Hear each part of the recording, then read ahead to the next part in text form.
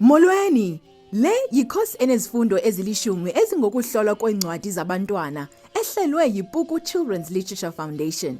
Yonwabele.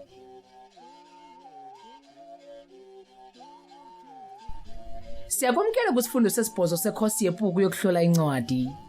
Isifundo sesibhozo sikubonisa indlela yokuveza izimvo zakho ezinyanisekileyo ngale ncwadi. Ukubhala uluvo lwakho olulodwa ngencwadi. Lithuba lakho lokuchazela abaza kuyifunda ukuba yintoni oyithandileyo ngale ncwadi. Kwakunye noko usenokuba akukuthandanga. Kwintetho equkayo, singathi ubukhulu bohlolo-ncwadi olungamagama angamakhulu amathandathu kumele ukuba bungengcaciso yokuba kutheni le ncwadi inomdla nje okanye iluncedo okanye kungani uye wacinga ukuba ayinjalo. Nceda ungaze ubhale ucinga ukuba ufanele ukubhala ngencwadi. Bhala oko ukholwa kuko kwanezimvo zakho zokwenene. Kufuneka kananjalo utsho ukuba kungoba kutheni ufumanise ukuba le ncwadi ilunge kakhulu okanye ayilunganga kangako. Kulula ukubhala uhlolo lwencwadi xa uthe wayolela ukuyifunda. Nazi ke izimvo zohlolo lwencwadi ezakhayo nekulula ukuzibhala. Inabalinganiswa abanomdla ebantwaneni. Abantwana baza kuyiqonda le ncwadi. Ibali layo linomtsalane. Linemfundiso ebalulekileyo. Kodwa asinguye wonke umuntu oyithandayo incwadi ebaxa intshumayelo ngesimilo, kwanqu abantwana. Isigama nokwakhiwa kwezivakalisi zinomtsalane. Ivuselele imvakalelo ezintle, mhlawumbi ibihlekisa okanye ibikukhumbuza ngomntwana bakho, njalo njalo.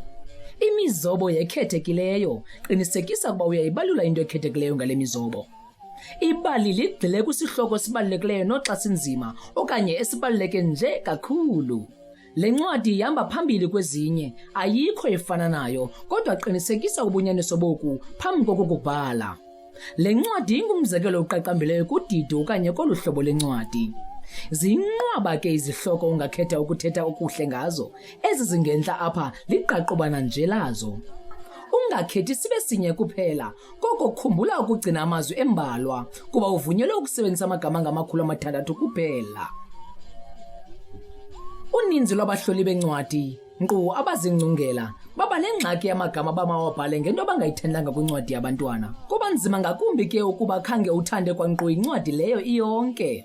Kodwa ke, njengabahloli bencwadi, kuluxanduva lwethu ukuba sinyaniseke ngaphandle kokubonisa inkohlakalo. Kubalulekile ukuba sibe nemfobe. Kananjalo, isoloko ikho into ethandekayo kwincwadi zabantwana. Akukho kube ligxeke konke. Xa ubhala ngoko ungakuthandanga, sebenzisa olwaluhlu lunikweyo lwezinto oye wazithanda. Oko kutsho ukuthi oko ungakuthandanga kusenokuba kuchasene nezinto ezikuluhlu esikunike lona ngentla apha sisithi unokuzithanda. Nantsi imizekelo yokuba ungabhala njani ngezinto ongazithandanga. Nangona emnandi amagama nezivakalisi zelibali, zininzi izikhewu ezinzulu kulwakhiwo lebali ezindibhidileyo. Mna ngokwama ndimcacela ngancam umlinganiso ophambili, ebemele ukuhlekisa, kodwa impoxo yakhe ndiyifumene ingenanceba. Ukubhala kwayo bekurhabaxa kwezinye indawo, nangona ingcamango yebali yona ibiqhakazile. Ubuninzi babalinganiswa banendawana esishumayezayo, kodwa ibali lona limnandi. Kunemizobo emihle kule ncwadi yemifanekiso, kodwa umfanekiso ngamnye ungqamani ncam nokubhalwe kwelo phepha. Le ncwadi ilungele ukufundwa ngabantwana abadadlana ngoba, phofu ke, ukuba uthande yonke into ngale ncwadi, ungayitsiba le ndawana, ubhale kuphela ngezinto ezakhayo. Ukubhala uncomo okanye ugxeko esikokuqala phantsi ubalisa ibali. Akufuneki kananjalo ukuba kugxininiswe kwezi ndawo zigxeka isimilo. Ugxininiso lwakho koluhlo lwencwadi malube koko wena ukucingayo, indlela uzive ngayo, kwanoko ufuna ukwenziwe ngabo baza kufunda le ncwadi. Abazimisele ukufunda incwadi basebenzisa uhlolo ncwadi ukuthatha isigqibo sokuba le ncwadi bangayithenga na okanye hayi. Ngoko ke mabakhokhelwe inyaniso esuka kuwe ngqo. Enkosi ngokubukela esi sifundo nangomdla wakho ukuba ngumhloli wencwadi zabantwana bethu. Fumana inkcukacha ngokunxibelelana nePuku Children's Literature Foundation apha reviews@puku.co.za okanye usitsalele umnxeba ku +27 67 178 1321 ngamaxesha aqhelekileyo oshishino.